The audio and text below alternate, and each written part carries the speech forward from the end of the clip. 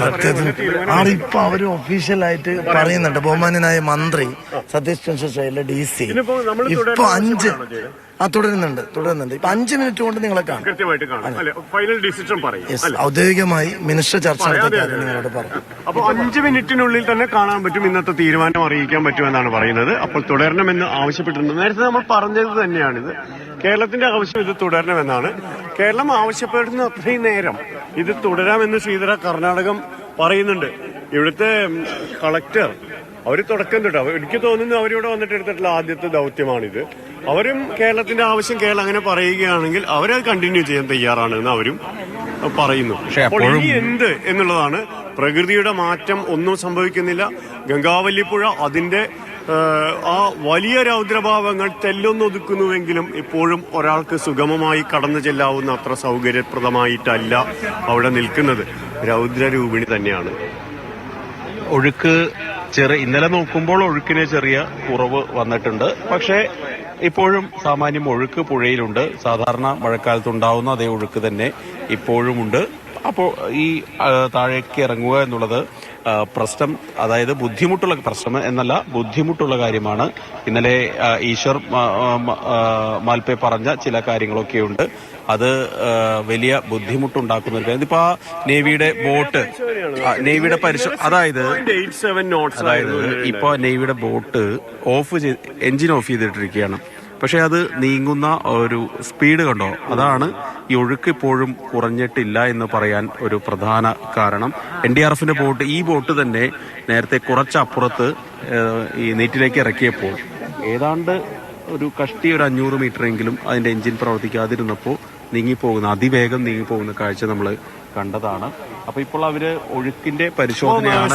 ഈ പുഴയുടെ ഇങ്ങേക്കരയിൽ എന്ന് വെച്ചാൽ ഈ ആ തുരുത്തിന്റെ ഇങ്ങേ പാതിയിലുള്ളതിനേക്കാൾ കൂടുതൽ ഒഴുക്ക് മറുവശത്തുണ്ടെന്നാണ്. തീർച്ചയായും എനിക്കങ്ങനെ തോന്നുന്നു. പ്രത്യേകിച്ച് ഈ വശത്താണ് ഒഴുക്ക് കൂടുതൽ, അല്ലെ? ഒന്ന് പുഴ വളഞ്ഞ് തിരിഞ്ഞ് വരുന്ന ഒരു മേഖല. അപ്പോൾ ഈ തീരത്തേക്ക് കൂടുതൽ തിരകൾ ആഞ്ഞടിക്കുന്ന ഒരവസ്ഥയുണ്ടെന്നാണ് എനിക്ക് മനസ്സിലാവുന്നത്. ഇന്നലെ ആ ഭാഗത്ത് ഈ തുരുത്ത് രൂപപ്പെട്ടതിന്റെ കുറച്ചുകൂടി പടിഞ്ഞാറ് ഭാഗത്ത്, അതായത് മുന്നോട്ട് പോകുമ്പോൾ, പുഴ മുന്നോട്ട് ഒഴുകുന്ന ആ ഡയറക്ഷനിൽ പോകുമ്പോൾ ഏതാണ്ട് അരപ്പൊക്കം വെള്ളമാണുള്ളത്. അതായത് പുഴയുടെ ഒത്ത നടുക്കിൽ അരപ്പൊക്കം വെള്ളം എന്ന് പറയുമ്പോൾ തന്നെ അവിടെ ആൾക്ക് നിൽക്കുമ്പോൾ അരയാൾ പൊക്കത്തിൽ നിൽക്കാൻ പറ്റുന്നുണ്ടെങ്കിൽ എത്രത്തോളം ഡെപ്പോസിറ്റ് അവിടെ ഉണ്ടായിട്ടുണ്ട്. മണ്ണിന്റെ വളരെ വലിയ ഒരു അളവിൽ മണ്ണ് അവിടെ ഇടിഞ്ഞ്, പാറക്കൂട്ടങ്ങൾ അവിടെ അടിഞ്ഞ്, അതിലേക്ക് മണ്ണടിഞ്ഞുകൊണ്ടിരിക്കുകയാണ്. ഒരു തുരുത്ത് തന്നെ, ഒരു ദ്വീപ് തന്നെ അവിടെ രൂപപ്പെട്ടിരിക്കുന്ന ഒരു അവസ്ഥ. ജലോപരിതലം എന്ന് പറയുന്നത് ഇപ്പോൾ അത്ര ഉയരമുണ്ടാകില്ല. പക്ഷേ അതിനേക്കാളും എത്രയോ അടി, രാവിലെ ഈശ്വർ മാൽപേ പറഞ്ഞു 10-20 അടിയൊക്കെ മണ്ണ് വന്ന് നിറഞ്ഞിട്ടുണ്ട്. അതിനും താഴേക്ക് പോകണമെന്നാണ്.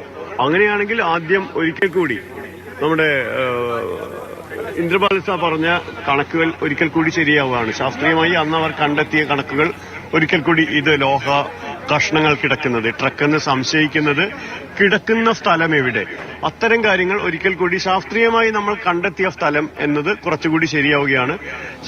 സാങ്കേതികമായി നമ്മുടെ ശാസ്ത്രത്തിന്റെ മുന്നേറ്റത്തോടെ കണ്ടെത്തിയ കാര്യങ്ങളിൽ അത് ശരിയെന്ന് മനുഷ്യൻ ഒരിക്കൽ കൂടി കടന്നു ചെന്ന് അവിടെ സ്പർശിച്ചറിയുന്നു. അപ്പോഴും നമ്മൾ ഈശ്വർ മാൽപേയെ നമ്മൾ അംഗീകരിക്കുക തന്നെ വേണം. തീർച്ചയായും. അതായത് ഏറ്റവും പരിശീലനം സിദ്ധിച്ച നാവികസേനയുടെ മുങ്ങൽ വിദഗ്ധരും ദുരന്ത നിവാരണ സേനയുടെ മുങ്ങൽ വിദഗ്ധരും ഒക്കെ മടിച്ചു നിന്ന ഒരു കുത്തൊഴുക്കിലേക്കാണ് ഇന്നീ കാണുന്ന പുഴയല്ല ഇന്നലത്തെ പുഴ. ഇന്നലത്തെ പുഴ കുറച്ചുകൂടി നേരത്തെ പറഞ്ഞ പോലെ ഉഗ്രരൂപിണിയാണ്. അങ്ങനെയുള്ള പുഴയിലേക്ക്, ആ കുത്തൊഴുക്കിലേക്കാണ് ആ മനുഷ്യന്റെ ചങ്കുറപ്പ്, ഒരു, അതായത് ഈ പറഞ്ഞ ഇച്ഛാശക്തി. അതെ.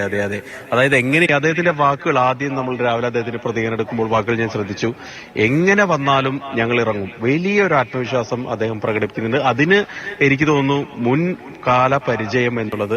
ഞാൻ ഇന്നലെ അദ്ദേഹത്തിന്റെ യൂട്യൂബ് ചാനലുണ്ട്, അതിൽ വീഡിയോകൾ നോക്കുകയായിരുന്നു. അത് നോക്കുമ്പോൾ വളരെ റിസ്ക് ഉള്ള സാഹചര്യങ്ങളിൽ നിന്നാണ് ആളുകളെ സേവ് ചെയ്ത് കൊണ്ടുവരുന്നത്, അതുപോലെ ബോഡികൾ കണ്ടെടുക്കുന്നത്. അത്രയും മോശം സാഹചര്യങ്ങളിൽ പോലും കൃത്യമായി പ്രവർത്തിച്ച് ഏതാണ്ട് നമ്മളെന്താ പറയാ 100% റിസൾട്ടുള്ള ഒരു പ്രൊഡക്റ്റ് പോലെയാണ് ഈശ്വർ മാൽപേ എന്ന് പറഞ്ഞാലും തെറ്റില്ല. കർണാടകത്തിന്റെ നദികളുടെ ഘടന എന്ത്, അതിന്റെ മണ്ണിന്റെ സ്വഭാവം എന്ത്, ഒഴുക്കിന്റെ വേഗം എത്ര, അതെല്ലാം ഇത് ഈ ശാസ്ത്രീയമായ കണക്കൊന്നുമില്ലാതെ ഏതാണ്ട് മനക്കണക്കൊണ്ട് കൃത്യമായി ഗണിച്ച് മുന്നോട്ട് പോകുന്നു.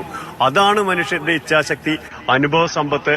അത് എത്രത്തോളം വിജയം കാണും എന്നുകൂടി പരിശോധിക്കുകയാണ്. പക്ഷെ ഇപ്പോൾ അദ്ദേഹത്തിന് ശാസ്ത്രത്തിന്റെയും സാങ്കേതികതയുടെയും സഹായമുണ്ട്, ഹൈലി പ്രൊഫഷണലായ ഇന്ത്യൻ നേവിയുടെ സഹായമുണ്ട്.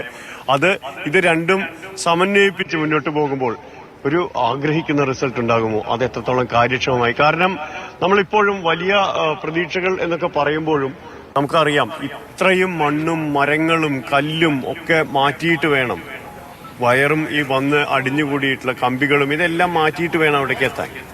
അതിന് പക്ഷെ എത്ര നാളെടുക്കും എന്നുള്ളത് ആലോചിക്കാൻ പോലും പറ്റാത്ത അവസ്ഥയാണ്. അതിനുശേഷം ആ ക്യാബിൻ എവിടെ എന്ന് കണ്ടെത്തണം, ക്യാബിന്റെ അവസ്ഥ എന്ത് എന്ന് കണ്ടെത്തണം. ഡ്രഡ്ജർ കൊണ്ടുവരും എത്രത്തോളം പ്രാക്ടിക്കലാണ് ഇനി ഇതുപോലെ എനിക്ക് അതിന്റെ സാങ്കേതികത്വം അറിഞ്ഞുകൂടാ. കാരണം ഇനിയും വെള്ളം താഴ്ന്നുകൊണ്ടിരിക്കുന്ന ഒരു സാഹചര്യത്തിൽ അതല്ലാത്ത മറ്റെന്തെങ്കിലും മാർഗങ്ങളുണ്ടോ എന്നുള്ള കാര്യങ്ങൾ കൂടി പരിശോധിക്കാറുണ്ട്. പക്ഷെ എന്നാൽ പോലും എത്ര അളവ് മണ്ണ്, പാറക്കഷ്ണങ്ങൾ ഇതൊക്കെ നീക്കിയിട്ട് വേണം അല്ലെ, ഒട്ടും എളുപ്പമല്ല അല്ലെ. അല്ല അതിലേക്ക് ട്രക്കിലേക്ക് എത്തുക എന്ന് പറയുന്നത് ശരിക്കും വിഷമം പിടിച്ച പരിപാടി തന്നെയാണ്. കാരണം നമുക്കൊന്ന് ആലോചിച്ച് നോക്കും, നമുക്ക് ഊഹിക്കാവുന്നതേ ഉള്ളൂ. കാരണം 5 അടിയേ ഉള്ളൂ താഴേക്ക് എന്ന് പറയുമ്പോൾ മറ്റൊരു 20 അടി ഇതൊക്കെ നിറഞ്ഞു കിടക്കുകയാണ്. ഇതിൽ നിന്ന് വേണം കണ്ടെത്തുക എന്ന് പറഞ്ഞാൽ ഇതിൽ നിന്ന് വേണം. തെർമൽ ഇമേജിംഗ് മനുഷ്യ സാന്നിധ്യമില്ല എന്ന വിധത്തിലാണ് തെർമൽ ഇമേജിംഗ് പറഞ്ഞിട്ടുള്ളത്. നമുക്കിപ്പോൾ ആ ഇമേജുകളെ കൂടുതൽ വിശ്വസിക്കാവുന്ന അവസ്ഥയിലേക്കാണ്. ഈശ്വർ മാൽപേ കൂടുതലായി അവിടെ ചെന്ന് തൊട്ടു നോക്കി പറഞ്ഞ കാര്യങ്ങളും പരിഗണിക്കുമ്പോൾ അതേ അവസ്ഥ തന്നെ ഒരുപക്ഷെ ഉണ്ടെങ്കിൽ അവിടെ നിന്ന് ഇനി എത്ര ദൂരം താഴേക്ക് പോകണം തുടങ്ങിയ കാര്യങ്ങളൊക്കെ വലിയ വിഷയമാണ്. ഈ അന്വേഷണം കേരളം പറയുന്ന തെരച്ചിൽ തുടരാം എന്ന് കർണാടകം പറയുന്നുണ്ട്. പക്ഷെ അത് ഏത് വിധം തുടരണം എന്ന കാര്യമാണ്. പക്ഷെ ഇപ്പൊ നോക്കൂ, നമുക്ക് അങ്ങകലെ മലകൾ ഇവിടെ ദൃശ്യമായി കാണാം, കൃത്യമായിട്ട് നമുക്ക് കാണാൻ പറ്റുന്നുണ്ട്. അവിടെ മഴ പെയ്യുന്നുണ്ട്, അങ്ങകലെ മഴ പെയ്യുന്നുണ്ട്. അതായത് ആകെ മൂടിക്കെട്ടിയ ഒരു അന്തരീക്ഷമൊക്കെ അവിടെ കാര്യമായി കാണും.